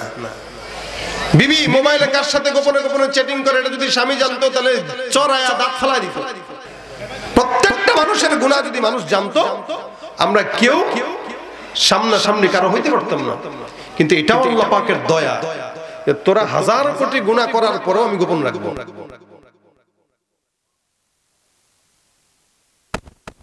গোপন রাখছেন, শুধু তাই না বলেও দিবেন তুমিও আরেকজনের গুনাহ যদি জানো গোপন রাখো তাহলে কিয়ামতে তোমার সব গুনাহ আমি একদম গোপন রেখে জান্নাতে। অপরাধ গোপন থাকলে মাফ পাওয়া সহজ। আপনি দল করেন, আপনার দলের লোক আপনারা বাঁচাবে যদি আপনার গুনাহ সে জানে। আর এই গুনাহ যদি আপনি কারো সামনে না করেন, আপনি দলের লোককে বলবেন ভাই আমি গুনাহটা করছি কেউ জানে না, আপনি একা জানছেন ভাই একটু ম্যানেজ করে নেন। লোক কবে ঠিক আছে, ভবিষ্যতে যদি আর কোনোদিন দেখি তাহলে কিন্তু আর মাফ করব না, এবারের জন্য মাফ। দেখবেন যত বড়ই গুনাহ হোক খালি একজন জানে আর কেউ জানে না, তাহলে মাফ করতে সহজ হয়। আর ওই গুনাহ যদি আরো 5-7 জন জানে, একজন মাফ করলে আরো 2 জন এসে না না না এই গুনাহ মাফ করা যাবে না, কি ঠিক না, ভেটো দিয়ে দেয়। ঠিক তেমনই ভাবে কিয়ামতের ময়দানে কোনো বন্ধুকে সাক্ষী রেখে গুনাহ করবেন, আপনি তো আল্লাহ পাক আপনারা মাফ করে দিবে। যা এই যাই যা কই বাপ দৌড় মারবেন আরেকটা এসে কো আল্লাহ দেখেন জিজ্ঞেস করেন আমি জানি তো ও আমারে নিয়ে গেছিল তো ওই যে কলেজে সিপাই, আমি সাক্ষী। আরে আমার বাসায় তেরে মাফ করলে আমি কি দোষ করছি? আল্লাহ কো আরে তোর তো মাফ করেই দিছিলাম, তুই তো পেছ লাগাই দিলে আরেকজনের সাক্ষী রেখে। গল্প করছে দোস্ত কালকে কি করছি জানোস? বলে কি? পড়াইছি পড়াইছি কারে আছে না ওই যে তো আমার ক্রাশ, ধুর বেটা তোর ক্রাশ আজীবন থাকবো, আমি কাম বানাইছি। এই যে কই গুনাহ বলে ওর অহংকার করে বলে আমি এটা করছি, আমি ওইটা করছি, খুব অহংকার করে বলেন তো এই আপনার বন্ধু আপনারা খাবে কিয়ামতের ময়দানে। মাফ করুক যদি গোপনে হয়েও যায়, আল্লাহর কাছে বলতে পারবেন যে আল্লাহ আমি তো গোপনে করছিলাম। আল্লাহ বলতে ঠিক আছে তুইও গোপনে করছিস, তোরটাও আমি আল্লাহ গোপন রেখে দিলাম, যা আর কেউ জানার দরকার নেই, আর কেউ জানার দরকার নেই। এজন্য গুনাহ গোপনে করেন, কিন্তু গুনাহের উপর অটল থাকেন না। আজকে হয়ে গেছে কালকে মাফ চান, পরের দিন হয়েছে তার পরের দিন মাফ চান, গুনাহের বোঝা বাড়ানো এটা কোনো বুদ্ধিমানের কাজ না, কমানোটা হলো বুদ্ধিমানের কাজ। কমবে কিভাবে? নবী করিম সাল্লাল্লাহু আলাইহি ওয়াসাল্লাম বলেন গুনাহ হয়ে গেল হাজার হাজার কোটি কোটি, সমুদ্রের ফানা পরিমাণ গুনাহ। আমার পয়গম্বর বলেন কেউ যদি সমুদ্রের ফেনা পরিমাণ গুনাহ নিয়ে বলে আস্তাগফিরুল্লাহ আস্তাগফিরুল্লাহ আস্তাগফিরুল্লাহ, রাসূল সাল্লাল্লাহু আলাইহি ওয়াসাল্লাম বলেন একবার ইস্তিগফারের মাধ্যমে বান্দা সব গুনাহগুলো আল্লাহ পাক ক্ষমা করে দিবে। খালি একবার বলছেন, একবার বলার কারণে যদি গুনাহ মাফ হয়ে যায় তাহলে 100 বার বললে কতবার মাফ হবে? আমার পয়গম্বর ডাক দেয়া বলেন আল্লাযিমাল ইস্তিগফার জাআলাল্লাহু লাহু মিন কুল্লি হাম্মিন ফারজা ওয়া মিন কুল্লি দিকিন মাখরাজা ওয়া রাযাকাহু মিন হাইসু লা ইয়াহতাসিব। মনে রাখবেন, আল্লাহর কাছে বন্ধুত্ব করবেন, আল্লাহ পাক ঠকাবে না। দুনিয়ার নেতাকে বন্ধু বানায় দেখছেন, 16-17 বছর বন্ধু বানাইছেন, বিপদে যখন পড়ছে আপনারা না নিয়েই হেলিকপ্টারে ভাগছে। আমার আল্লাহ পাক রব্বুল আলামিনকে বন্ধু বানায় নেন, বিপদে বান্দার হাত আল্লাহ পাক ছেড়ে দেয় না। আমার আল্লাহ বলেন ইয়া রাসূল লা তাতরুকু উম্মাতাকা ফারদা, আপনার যাওয়ার পর আপনার উম্মতের জন্য আপনার টেনশনের কারণ নাই। আপনার উম্মতকে আমি আল্লাহ একদম জান্নাত পর্যন্ত বান্দার হাতটা ধইরা সুন্দর করে জান্নাত পর্যন্ত বান্দাকে নিয়ে যাব। ভাইরা আমার, আল্লাহ পাক রব্বুল আলামিন কত বড় বন্ধু হয়, যার কারণে বান্দা রাত্রি বেলা দিনের বেলা 24 ঘন্টা আল্লাহর দরজা বান্দার জন্য খোলা না বন্ধ, খোলা না বন্ধ। মায়ের গর্ভ থেকে নিয়ে কবর পর্যন্ত আল্লাহ পাক রব্বুল আলামিন বান্দাকে নিয়ামত দিতেছেন। এই নিয়ামত জন্মের পরেও দিবেন, আগেও দিবেন, আবার ইন্তেকালের পরেও ইনশাআল্লাহ জান্নাতে দিবেন, ঠিক কিনা?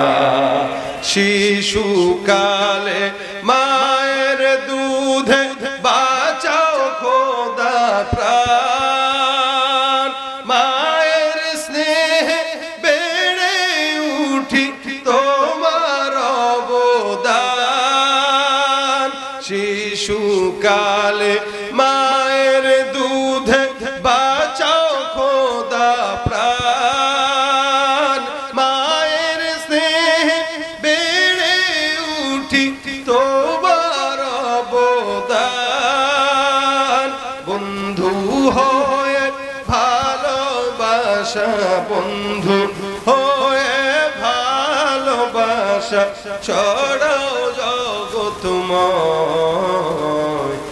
তোমার মতো প্রিয় বন্ধু যার হৃদয়ে রয়, তার কি আর থাকতে পারে, তার কি আর থাকতে পারে চিন্তা মৃত্যুর ভয়।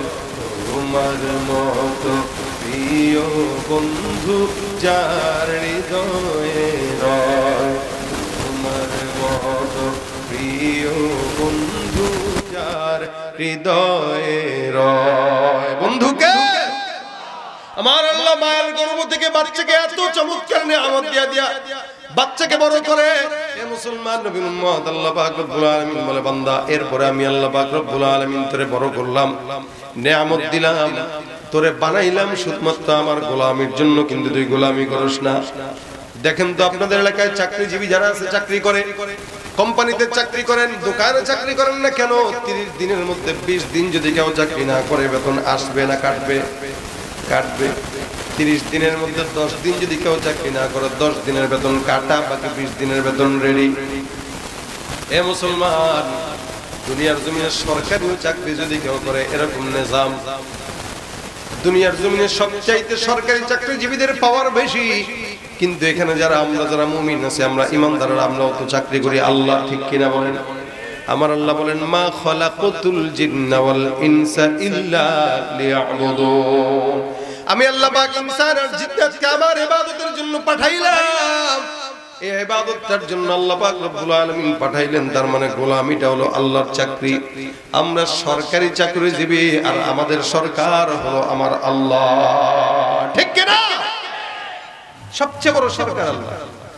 আমার মাওলা যদি চাইতেন বান্দা গুনাহ করছস, চাকরি ঠিকমতো করছ না, তোর চাকরি কি নামাজ পড়া, তোর চাকরি কি রোজা রাখা, তোর চাকরি কি ইমানদার হওয়া, তোর চাকরি কি সুদ না খাওয়া, তোর চাকরি কি ঘুষ থেকে বিরত থাকা? বলেন তো, এই সমাজে অসংখ্য ইমানদার নামাজি কালামি আছে যারা সুদও খায়, নামাজও পড়ে। অসংখ্য আছে, শুধু আছে না, এত বড় বড় দাড়ি দেখলে মনে হবে জান্নাত থেকে এই মাত্র আসছে, এই মাত্র আসছে। এই একটা সুদের টাকা হাজী সাহেব কেমনে চলেন? আলহামদুলিল্লাহ, আল্লাহ চালায়। চাকরি করার পরে 50 লাখ টাকা পাইছিলাম, ব্যাংকে রাখি, মাসে মাসে যা আসে আলহামদুলিল্লাহ আল্লাহ চালায় যায়। ব্যাংকের সুদের টাকা আসতেছে আর কয় আল্লাহ চালায়। নাউজুবিল্লাহ মিন যালিক। কেউ সুদ খাইলো, সারা জিন্দেগির ইবাদত নষ্ট হয়ে গেল। হাজী সাহেব, আমার আল্লাহ পাক রব্বুল আলামিন বলেন, বান্দা এই যে আমি আল্লাহ বললাম সুদ খাবা না, জিনা করবা না, ব্যভিচার করবা না, কারো উপর অত্যাচার করবা না, এগুলো আমার চাকরি। তুমি মুসলমান দাবি করো, নামাজ পড়ো না, মুসলমান দাবি করো, সুন্নত মানো না, মুসলমান দাবি করো, সুদ খাও, মুসলমান দাবি করো, ঘুষ খাও। আমার আল্লাহ ডাক দিয়া বলেন, ওয়া মিনান নাসি মান ইয়াকুলু আমান্না বিল্লাহি ওয়া বিল ইয়াউমিল আখির ওয়া মা হুম বিমুমিনিন। মানুষের মধ্যে যারা এরকম আছে, নামাজ পড়ে না, রোজা রাখে না, সুন্নাত মানে না, কিন্তু মুসলমান দাবি করে, এরা যতই দাবি করুক না কেন এরা মুসলমান নয়, এরা ভণ্ড বেঈমান, ঠিক কিনা? তুমি সুদের টাকায় প্রাসাদ গড়ো, ঘুষ ছাড়ো না, দিন দুঃখী না খেয়ে মরে, খবর রাখো না, ঠিক কিনা? সুদের টাকায় প্রাসাদ গড়ো, ঘুষ ছাড়ো না, দিন দুঃখী না খেয়ে মরে, খবর রাখো না। তুমি ঘুষ খেয়ে বিচার করো সাজিয়া প্রধান, তুমি ঘুষ খেয়ে বিচার করো সাজিয়া প্রধান। তুমি কেমন মুসলমান, তুমি কেমন মুসলমান, কেমন মুসলমান, তুমি কেমন মুসলমান? নামাজের সাথে নাই পরিচয়, মানো না কোরআন, নামাজের সাথে নাই পরিচয়, মানো না কোরআন। তুমি কেমন মুসলমান, তুমি কেমন মুসলমান? তুমি রমজান এলে রাখো না রোজা, দিনকে করো আঘাত, পয়সা কড়ির নেই তো অভাব, দাও না তো যাকাত, ঠিক কিনা? রমজান এলে রাখো না রোজা, দিনকে করো আঘাত, পয়সা কড়ির নেই তো অভাব, দাও না তো যাকাত। তুমি ইমানদারির বড়াই করো, নেই তোমার ঈমান, তুমি ইমানদারির বড়াই করো, নেই তোমার ঈমান। তুমি কেমন মুসলমান, তুমি কেমন মুসলমান? নামাজের সাথে নাই পরিচয়, মানো না কোরআন, নামাজের সাথে নাই পরিচয়, মানো না কোরআন। তুমি কেমন মুসলমান, তুমি কেমন মুসলমান, ঠিক কিনা? নবীর উম্মত দাবি করো, সুন্নাহ মানো না, নবীর অপমানে তোমার হৃদয় কাঁদে না। তুমি নবীর উম্মত দাবি করো, সুন্নাহ মানো না, নবীর অপমানে তোমার হৃদয় কাঁদে না। তুমি বিজাতীয় সংস্কৃতিতে সপেছো পরাণ, তুমি বিজাতীয় সংস্কৃতিতে সপেছো পরাণ। তুমি কেমন মুসলমান, তুমি কেমন মুসলমান? নামাজের সাথে নাই পরিচয়, মানো না কোরআন, নামাজের সাথে নাই পরিচয়, মানো না কোরআন। তুমি কেমন মুসলমান, তুমি কেমন মুসলমান? হওয়ার মতো মুসলমান 10 জন হইলেই যথেষ্ট। কি লোক দিয়া দুনিয়া ভরপুর, কিন্তু মুসলমান কম, বেঈমান বেশি। এই কারণে আল্লাহ নিয়ামতকেও শুধু মুমিনদের জন্যই নির্দিষ্ট করছেন, বেঈমানদের থেকে উঠায় নিয়ে যাচ্ছেন। তার মানে নিয়ামত কমে গেছে। নিয়ামত পাবে কই? সব ফজরের সময় ঘুমায়, সব ঘুমায়, অথচ আল্লাহর নিয়ামত ওই সময়টাই আল্লাহ নাযিল করেন। প্রতি ফজরে সুবহে সাদিকে আল্লাহ পাক বান্দার উপরে রহমত বর্ষণ করেন। বান্দা যারা ঘুমের থেকে উঠে দেখবেন, ফজরের নামাজের সময় ঘুম থেকে উঠলে আলাদা একটা রহমত পাওয়া যায়। যারা ফজর নামাজ পড়ার অভ্যাস আসেনি কারো আপনাদের? আলহামদুলিল্লাহ, মুরব্বিদের তো আছেই, জওয়ানদের নাই। আজকের ফজরের নিয়ত করবেন, কারা কারা ফজর করবেন ইনশাআল্লাহ? আল্লাহ তুমি কবুল করো বলেন আমিন। ফজরের নিয়ত এই কারণেই করবেন, কারণ নবী করিম সাল্লাল্লাহু আলাইহি ওয়াসাল্লাম বলেছেন, যার ফজর আর এশা ঠিক নাই, ওর ঈমানও ঠিক নাই, মুনাফিক। আমাদের দেশের অধিকাংশ মানুষ যোহর পরে, আসর, মাগরিব পরে, এশাও পড়ে না, ফজরও পড়ে না। অধিকাংশ মুনাফিকের আলামত। এখানে ফজর আর এশা যত কষ্ট হোক পড়ার চেষ্টা করবেন। কি রাজি আছেন? এই ফজরের সময় আল্লাহ পাক যাদেরকে উঠার তৌফিক দেয়, আপনারা দেখেন একটু ঘুরে ঘুরে, ফজরের নামাজের সময় শীতল একটা আবহাওয়া, পবিত্র একটা আবহাওয়া, পবিত্র একটা ঘ্রাণ। বলে কেন? ফজরের নামাজের সময় কোন মুনাফিকের নিঃশ্বাস জমিনে থাকে না। সব মুনাফিক ঘুমায়, সব মুনাফিক নাক নাড়ে, সব মুনাফিক নাক টানে, সব মুনাফিক ঘুমায়। সজাগ থাকে কারা? ঈমানদার। এই ঈমানদারের নিঃশ্বাসে ফজরের সময় ভরপুর থাকে, যার কারণে আল্লাহ পাক ফজরের আবহাওয়াকে বিমল করেছেন। কারণ রহমত আসে, সবার প্রথমে রহমত আসে কাবার উপরে। ওখান থেকে আল্লাহ পাক জায়গায় জায়গায় যেখানে যখন দরকার সেখানে তখন বন্টন করে। এখন আপনি তো ফজরের সময় জাগলেন, আপনারটা আপনি পাইলেন, আপনার নিয়ামত আপনি পাইলেন। আরেকজন যে পাশে ঘুমাইলো ও তো নিয়ামত পাইলো না, ওরটা কই গেল? আল্লাহ ওরটা আপনারে দেয় নাই, ওরটা দিছে হইল এই আসমানের জমিনের সব জায়গায়, সমুদ্রের মাছকে, ওই পাহাড়ের গাছকে, পাহাড়ের কত শত শত লক্ষ লক্ষ গাছ, একটা গাছেও কি কোনোদিন যায় পানি দিচ্ছেন আপনারা? একটা গাছের গোড়ায় পানি দেওয়া লাগে না, বরং পাহাড়ের ফল আরো বেশি মজাদার হয়, পিওর হয়। পাহাড়ের মুরগি, পাহাড়ের হাঁস, পাহাড়ের পশু পাখি, পাহাড়ের কলা, পাহাড়ের গেন্ডারি, যা বলেন এগুলোর মজাও থাকে কি? কারণ এটা স্বয়ং আল্লাহ পাকের রহমত নিয়ে বড় হয়। ওই যে মুমিন বেঈমান যে বান্দা ফজর না পড়ে ঘুমাইছে, আল্লাহ তার রহমতটাকে ওই পাহাড়ের গাছের গোড়ায় দিয়ে দেয়, ওই জমিনকে দেয়, যার কারণে ওই জমিন পানি না থাকলেও উর্বর হয়। এই জমিনের অন্যান্য জায়গায় আল্লাহ পাক দিয়া দেয়, এই বেঈমানের সমস্ত নিয়ামত অন্যরা পেয়ে তারাও উর্বর হয়। আর বেঈমান দিন যত যায় ফকিন্নির ঘরের ফকিন্নি হয়, সে বুঝেও না। এই জন্যই বললাম আমাদের গুনাহের ফিরিস্তি অনেক অনেক অনেক বড়, তাওবার ফিরিস্তি নাই। একটা গুনাহ আজকে হইছে, কালকে একটু ইস্তেগফার করে নেন। নবী করিম সাল্লাল্লাহু আলাইহি ওয়াসাল্লাম বলেন, আমি নিজেও রাসূল প্রত্যেকদিন 100 বার ইস্তেগফার করতাম। সুবহানাল্লাহ। কতবার? 100 বার। রাসূল নিজে প্রত্যেকদিন 100 বার কমাস কম ইস্তেগফার করতেন। 100 বার রাসূল সাল্লাল্লাহু আলাইহি ওয়াসাল্লাম নিজে। আচ্ছা বলেন আপনারা, রাসূলের কি গুনাহ আছে? নবী করিম সাল্লাল্লাহু আলাইহি ওয়াসাল্লাম নিষ্পাপ, শুধু নিষ্পাপ না, সব বান্দাদের সুপারিশকারী, সব বান্দাদেরকে শাফায়াত রাসূল করবেন। ধরে ধরে হাউজে কাউসারের পানি পান করাবেন, ধরে ধরে এক একটাকে নিয়ে নিয়ে জান্নাতে ঢুকে যাবেন। জান্নাতের সরদার যিনি, এই নবী যিনি সারা দুনিয়ার জন্য রহমত, এই নবী সে বলতেছে আমি প্রত্যেকদিন কমাস কমে 100 বার ইস্তেগফার করি। সুবহানাল্লাহ। আসতে পারে আল্লাহর নবী 100 বার করে, আপনি আমি কয়বার করি? বলে একবারও না, মনেও থাকে না, কেমনে পড়া লাগে জানিও না। এই কারণে হাতের কাজ আছে, পায়ের কাজ আছে, জবানের তো কোনো কাজ নাই গীবত ছাড়া। ওই চায়ের দোকানে বসে গীবত শিকায়াত করি, এটা আমাদের কাজ। এইটার দ্বারা ফায়দা কি হয়? আপনার নেকিগুলা আরেকজন নেয়, আর বদগুলা আরেক আপনার কাছে চলে আসে। আপনি যখন কারো গীবত করলেন, মাআযাল্লাহ, আপনি যখন কারো গীবত করলেন, তখন যার গীবত করলেন তার সমস্ত গুনাহ আপনার কাছে আসবে, আর আপনার সব নেকি তার কাছে যাবে। আপনাকে যদি জিজ্ঞাসা করা হয়, ভাই অমুকরে চিনো? বলে চিনি। তো কি হয়? আমার শত্রু। ও কি জান্নাতে যাবে? কাল জান্নাতে আমি লিখে দিব, ও জাহান্নাম ছাড়া উপায় নেই। আপনি তো তাকে জাহান্নামে পাঠাইতে পারেন, আপনি তার জন্য জাহান্নামের কামনা করেন, কিন্তু আপনি নিজেও জানেন না গোপনে গোপনে তাকে জান্নাতে পাঠিয়ে দিচ্ছেন। কিভাবে? আপনার করা আমলগুলো গীবতের মাধ্যমে তার আমলনামায় জমা হচ্ছে, আপনি জান্নাতি হয়ে যাচ্ছেন মনে করছেন, কিন্তু জান্নাতি তাকে বানায় দিচ্ছেন, আর তার গুনাহগুলো নিয়ে আপনি জাহান্নামী হয়ে যাচ্ছেন। রাসূল সাল্লাল্লাহু আলাইহি ওয়াসাল্লাম হাদিস বর্ণনা করেছেন যে এক বান্দা এরকম জান্নাতে ঢুকবে, পিছন থেকে আরেক লোক টান দিয়া ধরছে, এই এদিকে আয়।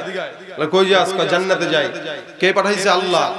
তাড়াতাড়ি দুনিয়ার জমিনে আমারে নিয়ে গীবত করে এলাকার ভিতরে মানুষের কাছে আমার ব্যাপারে বদনাম রটাইছিলে, ওটার খেসারত আজকে দে।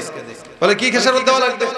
সেদিনের যেই বদনামগুলো রটাইছিলি, লজ্জায় ফেলছিলি, ওটার জন্য আজকে আমি এতগুলো নেকির কারণে জান্নাতে যেতে পারতেছি না, নেকি দে, তারপরে তোর মাফ।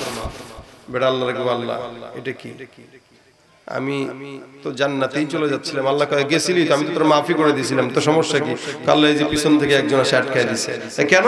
নেকি চায়, কিসের জন্য? গীবত করছিলাম, এটা তো বান্দার হক।